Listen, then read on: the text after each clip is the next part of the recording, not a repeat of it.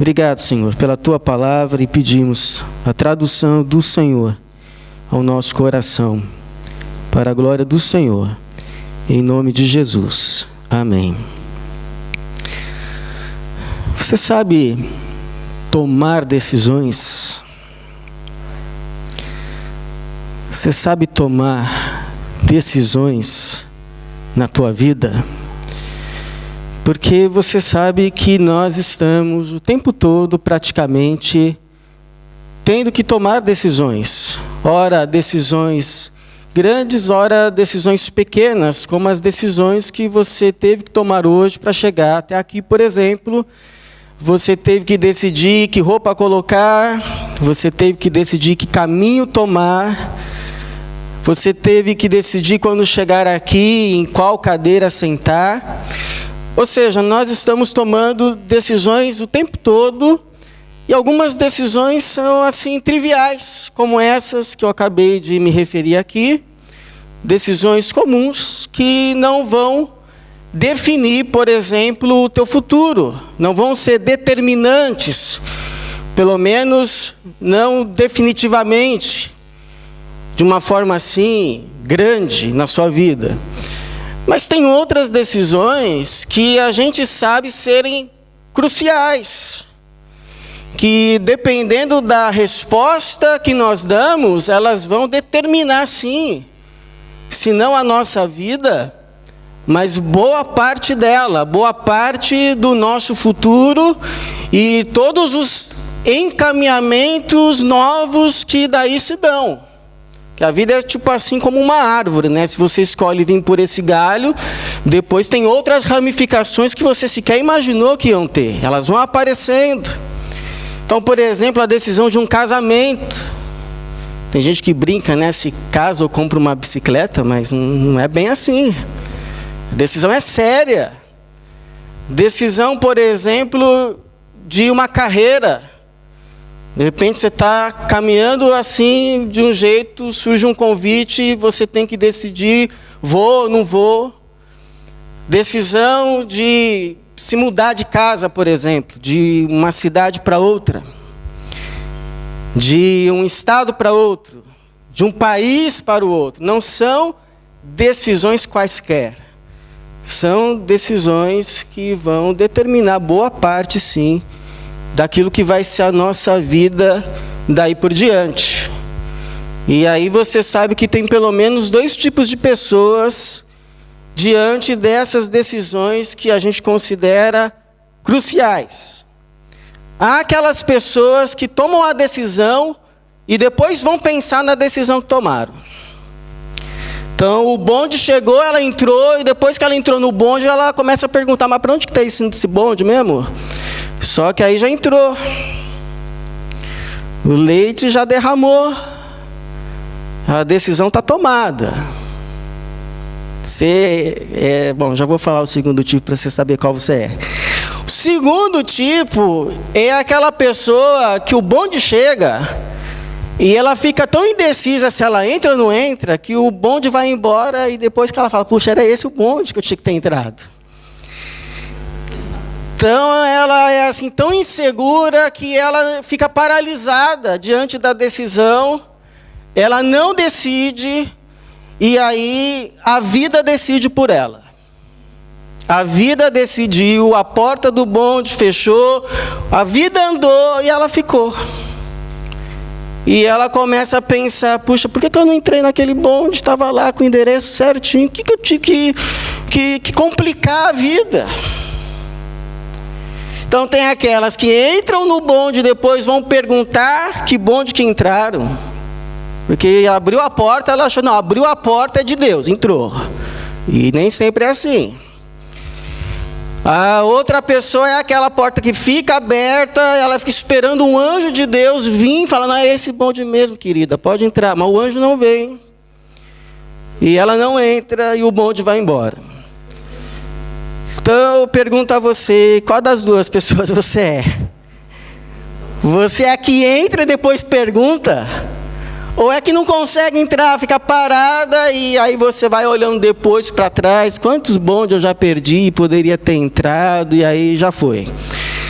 Então, a pergunta que eu quero responder para você é: o que a Bíblia nos ensina a respeito de decisões? Afinal de contas, nós estamos quase que o tempo todo tomando decisões. Então, a primeira verdade, baseado aqui nesse Salmo 32, principalmente na segunda parte do Salmo, em que o Senhor promete instrução. O Senhor promete instrução, principalmente para aqueles que já erraram bastante antes. O Davi, na primeira parte do Salmo, ele está confessando os seus erros, seus pecados, não diz quais são, mas ele sabe. E aí, na segunda parte do Salmo, há uma promessa da parte do Senhor: eu vou te instruir a partir daqui. Preste atenção em mim, para que você ande num caminho seguro, num caminho de vida, num caminho de paz, num caminho de bênção, no caminho que é o meu caminho. Então, a primeira atitude para tomar uma decisão: orar. Buscar aquele que sabe o que está por trás das coisas, porque você enxerga aquilo que está na frente, Deus vê o que está atrás. Você consegue enxergar o hoje. Hoje parece que o melhor é isso, mas daqui uma semana, daqui um ano, daqui 5 anos, Deus enxerga o amanhã. Você olha assim a aparência, mas Deus conhece o coração das pessoas. Você ouve o que elas dizem para você. Você pode confiar nas promessas. Mas Deus é quem sabe. Quem é quem? Jesus, por exemplo, orava.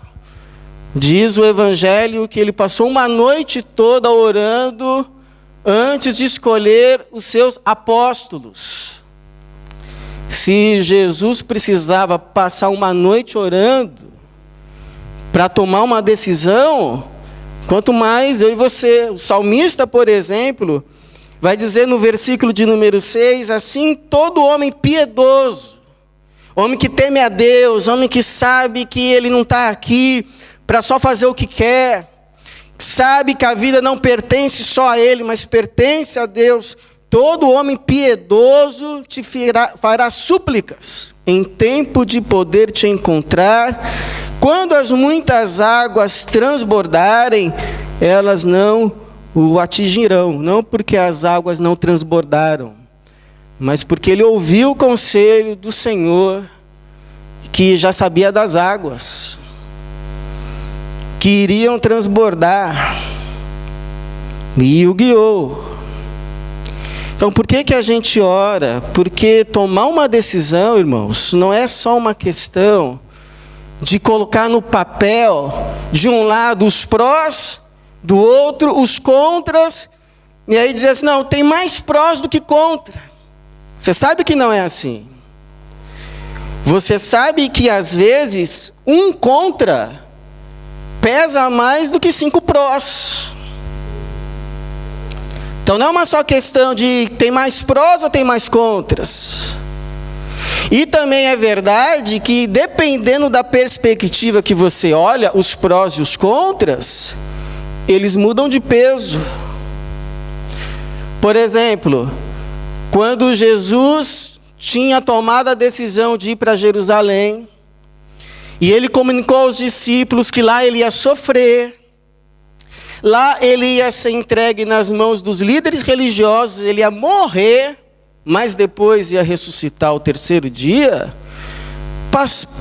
passou-se para Pedro assim como uma decisão das mais insensatas. Humanamente, uma das piores. A ponto de ter chegado a Jesus, o tomado do lado e o repreendido. Dizendo assim: misericórdia, Senhor, isso aí não vai acontecer com o Senhor, não. E Jesus então vira para ele e diz assim, ele que tinha acabado de dar uma dentro, né? Fala: tu és o Cristo, o Filho do Deus vive. E aí Jesus falou: olha, não foi a carne, nem o sangue que te revelou, foi o meu Pai. Logo depois dá uma dessa, Jesus vira para ele e diz assim: para trás de mim, Satanás, porque você só pensa nas coisas dos homens e não nas de Deus. Então, orar é como se você fosse assim subindo um monte. Você está olhando aqui a coisa na linha horizontal, na visão dos homens. É uma coisa. Os valores são uns. Mas a partir do momento que você começa a orar, você vai subindo o monte. Até a hora que você chega lá no pico do monte e olha para baixo e passa a olhar a questão não apenas da perspectiva do alto, da perspectiva de Deus, mas com Deus. E aí a visão é outra. Por isso que alguém já disse que orar é se unir a Deus. Quem aqui algum dia indignado já pensou assim: eu vou lá e vou falar tal coisa, e vou fazer tal coisa, mas aí foi orar. Aí orou, mudou de ideia. Não vou fazer isso. Não é por aí. Eu estou vendo de uma outra forma agora. É por isso que tem gente que tem medo de consultar a Deus, né? Porque ele sabe que Deus vai falar para fazer outra coisa. Então, segundo, além de orar, considere a palavra. Considere a palavra. Agora, atenção, considerar a palavra não é chegar assim: irmão, eu estou precisando tomar uma decisão, tira aqui uma palavra para mim. Ou então: Senhor, estou precisando tomar uma decisão, fala comigo, Senhor. Aí abre a Bíblia assim a esmo, põe o dedo. Não, isso não, Senhor. Aí ora de novo, até encontrar uma palavra favorável. Então, consultar a palavra não é você ficar usando-a como se fosse assim um tarô gospel, uma bola de cristal. É você procurar nela uma referência que te ajude a discernir a tua questão. O que a Bíblia fala a respeito desse assunto? Estou tendo que tomar uma decisão no casamento. O que a Bíblia fala a respeito de casamento? Estou precisando tomar uma decisão em relação ao meu filho. O que a Bíblia diz a respeito de filho? O que Jesus falou a respeito dessa situação que eu estou vivendo? Se não falou nada direto, pelo menos algo que se aproxime. Qual é a referência bíblica que eu tenho para tentar discernir a vontade de Deus nessa situação aqui que eu estou vivendo? Aí você pode perguntar assim: mas pastor, Deus já não nos deu o Espírito Santo, que vai nos guiar em toda a verdade, e Ele não habita dentro de nós? Sim, Deus já te entregou o Espírito, Ele já habita em você, e já fala com você. Agora, sabe qual é o problema? É que não é só o Espírito que está em nós. Tem aqui em nós o coração. E a Bíblia já disse que o coração é enganoso. Então você está ouvindo o coração ou está ouvindo o Espírito? Tem aqui dentro de nós aquilo que a Bíblia chama de a tradição herdada dos nossos pais. Ou seja, a nossa cultura, a nossa educação, o modo de ver a vida, os valores que a gente ganhou da família. E que tem muita coisa boa, mas nem sempre tudo é de acordo com os valores de Jesus. Tem muita coisa certa, mas também tem muito preconceito que a gente herda. E aí um dia a gente se dá conta que não é assim que Jesus pensa. Que não é um valor do reino. E que não está de acordo com o Evangelho. Tem dentro de nós o pecado, a inclinação para o egoísmo. A inclinação para: se a farinha é pouca, o meu pirão primeiro. O que eu quero fazer é a minha vontade. Tem um pastor que disse uma coisa muito interessante, que o diabo ele nunca chega para você e diz assim: faça a minha vontade. Ele chega para você e diz: faça a tua. Você não precisa fazer a minha. Mas que tal fazer a tua?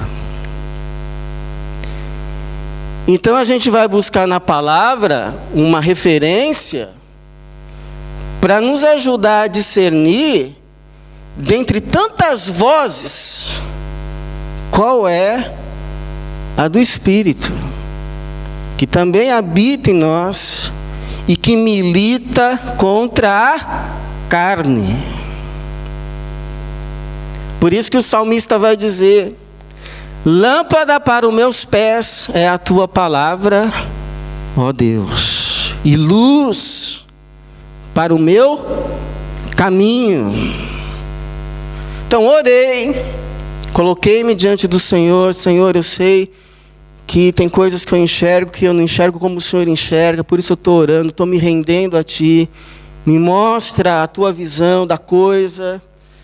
E aí então eu começo a enxergar algumas coisas que eu não enxergava, eu vou consultar a palavra para ver se ela referenda o que eu estou enxergando, ou se ela diz justamente o contrário. Eu vou confirmar isso. E uma terceira atitude importante é você buscar conselho. Buscar conselho. A Bíblia diz que aquele que vive solitário insurge-se contra a verdadeira sabedoria. E que na multidão de conselheiros há sabedoria. Então você vai buscar conselho de quem? Você vai buscar conselho no momento de decisão daquelas pessoas que você sabe que são pessoas de Deus e que querem o teu bem. Pessoas que, quando forem ouvir a sua situação, não vão te dar um conselho baseado naquilo que lhes é conveniente. Cuidado, porque tem pessoas assim que elas querem levar vantagem em tudo, até na tua decisão. Ou ela pensa primeiro nela. Poxa, se ele tomar essa decisão, como que eu vou ficar? Aquele meu interesse. Então, cuidado, uma pessoa que você saiba que é uma pessoa de Deus, que anda com Deus, e cujo coração vai ser te ajudar a discernir a vontade de Deus. Te ajudar a discernir o que Deus talvez já tenha falado com você. Já tenha falado ao seu coração e você talvez não tenha percebido ou discernido. Então, por exemplo, no Salmo, esse Salmo 32, vai nos dizer assim, que o Senhor, Ele dá conselho. Salmo 32, versículo de número 8, eu te instruirei. E essa instrução podemos entender que vem por meio da palavra, porque lá 2 Timóteo 3,16... vai dizer que toda a Escritura é inspirada e útil para instruir, a fim de que o homem de Deus seja plenamente preparado para toda boa obra. Mas diz mais, ensinarei o caminho que deves seguir, eu te darei conselhos sob a minha vista. Então, alguns cuidados quando você for procurar alguém para te dar conselho. Um cuidado importante é você saber que conselheiro bom não é o conselheiro que diz o que você quer ouvir, mas é aquele que te diz de fato o que você precisa ouvir. E não raro a gente sabe as pessoas que vão dizer o que a gente quer ouvir e as que vão dizer o que a gente não quer ouvir.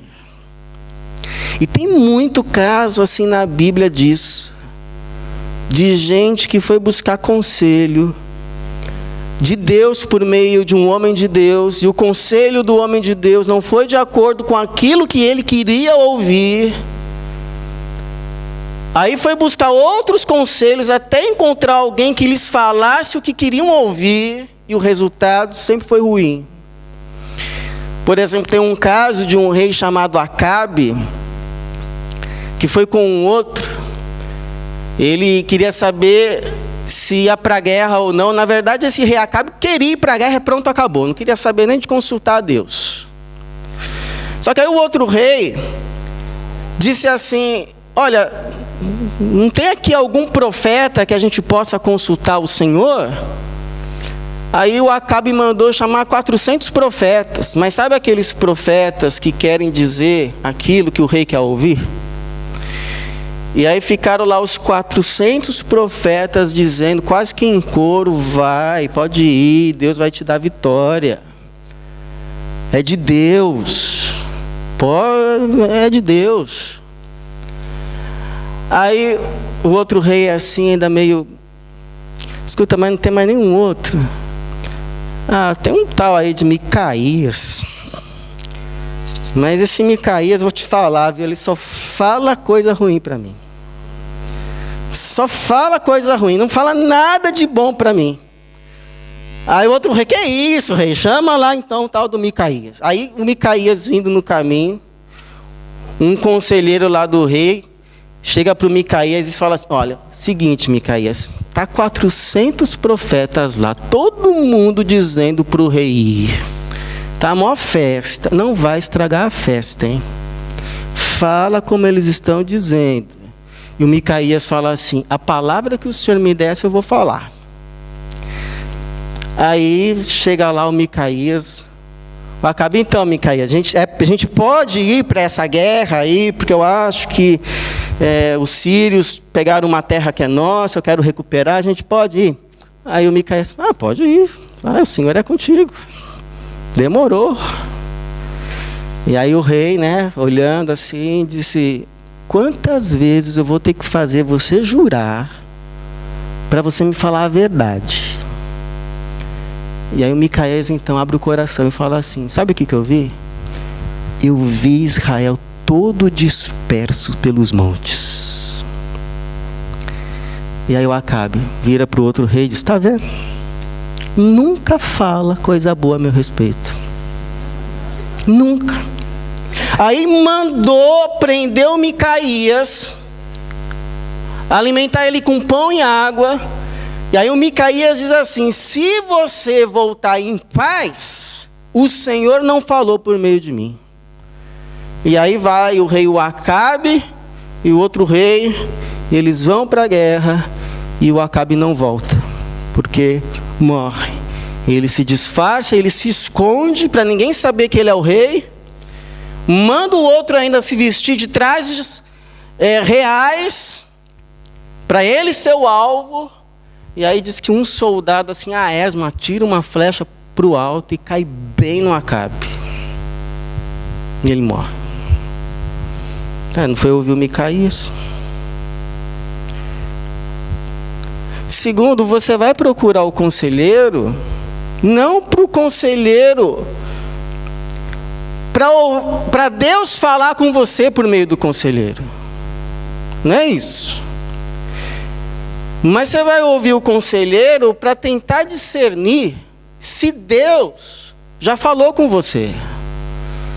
Então você não vai substituir o conselheiro, que é o Espírito, pelos conselheiros, que são os homens e as mulheres de Deus que caminham com a gente.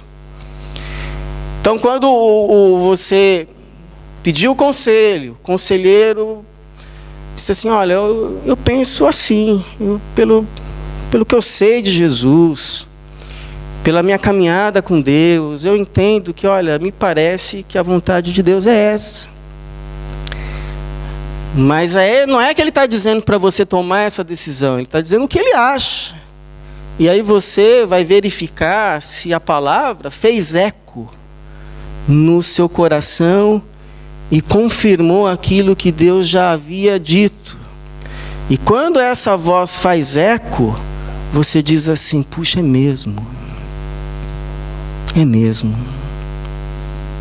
Bem que eu sabia que era isso. Eu já tinha ouvido isso. Eu sabia que Deus já tinha me falado isso, mas agora você confirmou. Amém. Tive a minha confirmação. Obrigado. Vamos orar. Mesma coisa quando eu ainda bem jovem, eu estava como líder de uma congregação, já há uns 4 anos, E aí a igreja, a mãe da congregação, me fez um convite para ser o pastor da igreja. E aí eu entrei num período de oração, um período de busca, um período de refletir, de orar. E aí um dia eu estava conversando com um pastor,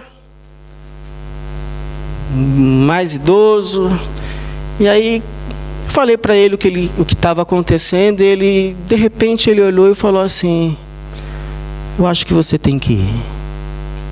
E aí eu ouvi e respondi: eu sei. Eu sei. Eu só estava teimando, mas no fundo eu sei.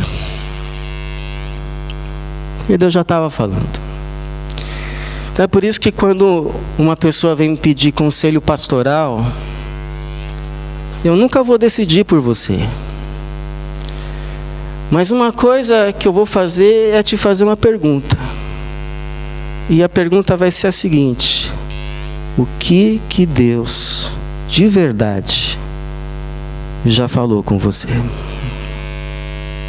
O que Deus está comunicando ao seu coração? Porque você não é a ovelha dele. Então, o que ele está te falando? Porque Jesus disse: as minhas ovelhas me ouvem e me seguem. O que você não quer dar o braço a torcer, mas você sabe que Deus já falou com você. E por fim, irmãos, tome a decisão no temor do Senhor.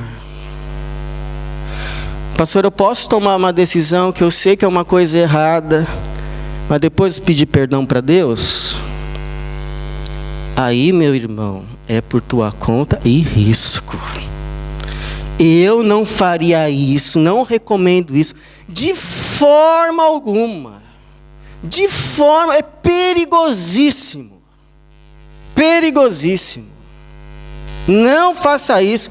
Deus não se deixa escarnecer. Então tem algumas perguntas que são básicas de um coração que teme a Deus. A primeira pergunta: isso que eu vou fazer é certo? Essa é a primeira pergunta. É certo? Porque como eu posso esperar que Deus abençoe uma coisa que eu sei que é errada? Segunda pergunta: eu já tenho clareza suficiente da parte de Deus para discernir e tomar a decisão? Ou eu estou tomando a decisão no escuro? Estou sendo precipitado, estou sendo afobado, é porque é o que eu quero. Teve uma vez que eu recebi um conselho maravilhoso, dizendo assim: não atravesse a ponte até chegar nela. Quer dizer, não decida atravessar a ponte até chegar nela. Espere chegar na ponte, aí você vai ver se ela tem condições de ser atravessada. E uma terceira pergunta: eu posso tomar essa decisão em continuar de mãos dadas com Jesus? Em comunhão com Ele? Ou para eu tomar esse caminho, eu tenho que dizer: com licença, Senhor, porque eu sei que o Senhor não entra nesse caminho, mas, pois é, o Senhor sabe, né? E vou. Por minha conta e risco. Porque quando o Salmo diz assim: não sejas como o cavalo, nem como a mula, uns termos bem assim educados, né? Mas acho que é para a gente acordar, que não tem entendimento, cuja boca precisa de cabresto e freio, pois de outra forma não se sujeitam a ti. E aí tem a explicação, né, que o cabresto e o freio não é para afastar o animal do dono, mas é para manter o animal junto ao dono, andando com o dono, no caminho que o dono entende, e enxerga e vê, e não deixar o animal andar pelos seus instintos, porque aí ele se perde. Então é importante você fazer essas perguntas, você colocar o seu coração debaixo do temor e dizer assim para Jesus: Senhor, por favor, a última coisa que eu quero é tomar uma decisão que me afaste do Senhor, porque eu sei que a maior decisão que eu tenho que tomar na vida é de andar com o Senhor. É de estar com os... Essa é a maior decisão. As outras coisas são consequências. É melhor o pouco com a justiça do que as muitas rendas com a injustiça. Então, Senhor, olha, eu prefiro perder, mas não perder o Senhor. Eu não quero, a minha decisão é pelo Senhor e tudo que está no Senhor.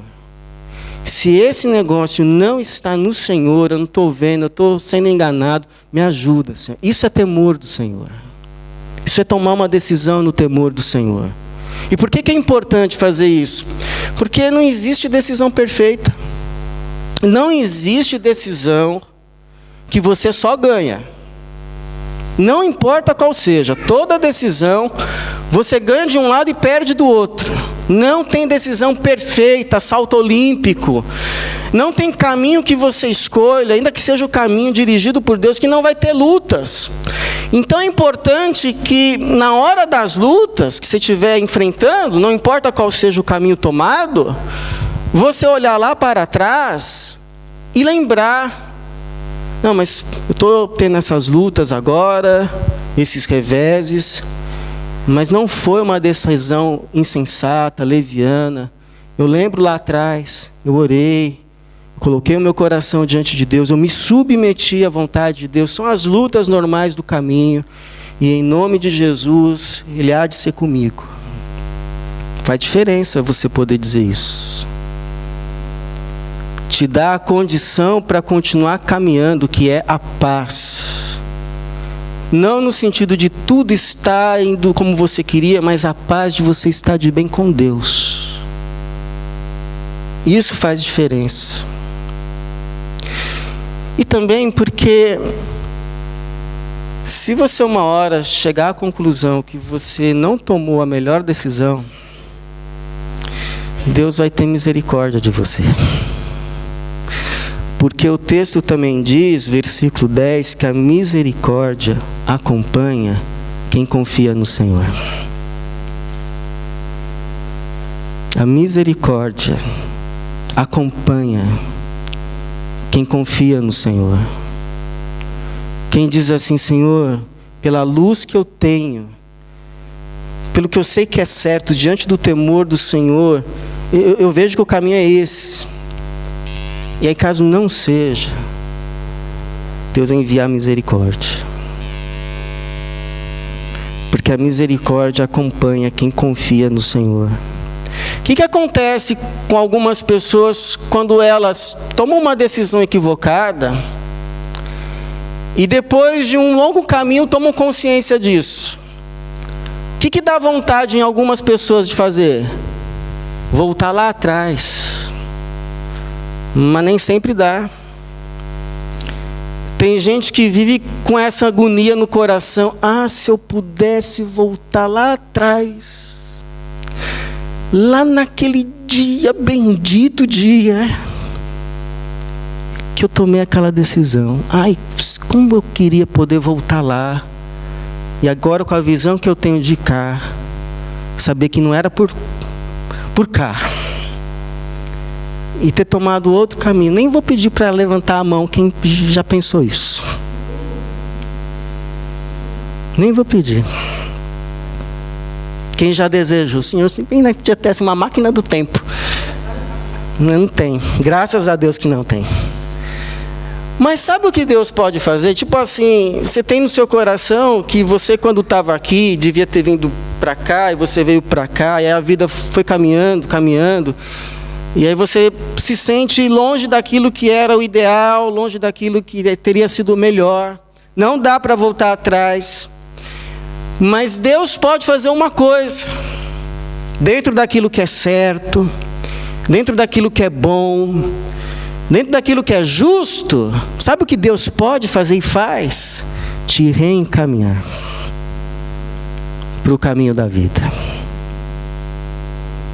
Para o caminho do coração dele.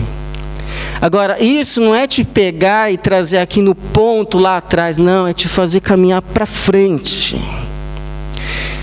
Porque não é isso que Deus está fazendo com a história da humanidade? Que a humanidade lá em Adão tomou a pior decisão possível. Caiu lá na conversa da serpente, se rebelou contra Deus, gritou independência, deixa que eu cuido da minha vida, e aí quiseram se tornar grandes, se tornaram menores e perderam tudo, inclusive a vida. E o que Deus está fazendo em Cristo com aqueles que confiam no Senhor? Deus está reconduzindo em Cristo essa humanidade, mas não de volta lá para o Jardim do Éden, para a gente voltar a ser como Adão e ter o risco de cair de novo e errar de novo. Mas está em Cristo nos trazendo de volta para o caminho, nos levando lá para a Nova Jerusalém. Não para a gente ser de novo como Adão, mas para a gente ser como Jesus. Por isso que o provérbio diz assim: reconhece o Senhor em todos os teus caminhos, e o que Ele há de fazer? E Ele endireitará as tuas veredas. Ou seja, Ele consertará os teus caminhos, te reendireitará na vida. Eu não sei se você está num momento de decisão, de uma decisão que você sabe ser crucial, importante. Mas um dia você pode estar. E a minha oração é essa: que quando você for tomar a sua decisão, seja uma decisão debaixo do temor do Senhor.